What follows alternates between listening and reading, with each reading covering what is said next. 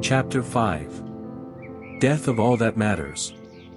One day, as Roman was working in his study, he collapsed with a severe headache. The doctors were called in and they discovered that he had a brain tumor.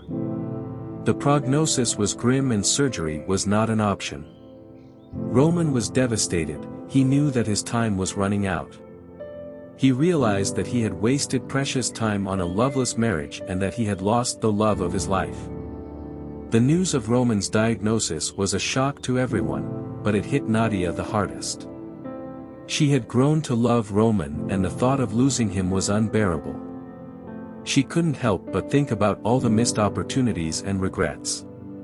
She had kept her feelings for Roman hidden, even after everything that happened. She never stopped loving him, and now she was filled with regret for not telling him how she truly felt. She spent every waking moment by his side, caring for him and trying to make him comfortable. She would cook his favorite meals, read him stories, and hold his hand, never leaving his side. Roman too was aware of Nadia's feelings and her dedication towards him. He wanted to tell her how much he loved her, how sorry he was, but he couldn't find the strength to speak. Emily, on the other hand, didn't seem to care about Roman's condition at all. She spent most of her time shopping and attending social events, leaving Roman and Nadia alone to deal with this crisis. She would visit Roman occasionally, but her visits were short and lacked genuine concern for his well-being. Mr. Forbes, who had been so focused on making a good match for his son, now realized the mistake he had made.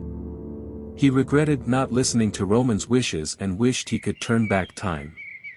He would often sit by Roman's bedside, holding his son's hand and apologizing for not being a better father.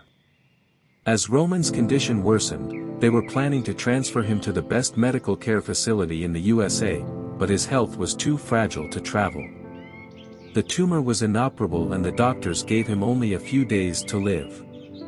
The family was devastated. They knew that they were going to lose Roman soon. Mr. Forbes had brought him home, but it was clear that his condition was rapidly deteriorating. Roman lay on his deathbed, surrounded by his family and Nadia. He was weak, but he still clung to life. He could see the love and care in Nadia's eyes and he knew that she was the one who truly loved him. He wanted to tell her how much he loved her too, but he couldn't find the strength to speak. As the days passed, Roman's condition remained the same. He was still alive but barely holding on. The family had lost all hope and were preparing for the worst, but Nadia still had faith. She knew that Roman still had a chance and she was determined to save him. One day as she was sitting by his bedside, she heard a voice in her head. It was her mother's voice. Her mother had always told her that she was blessed with a healing touch and that she should use it to help others.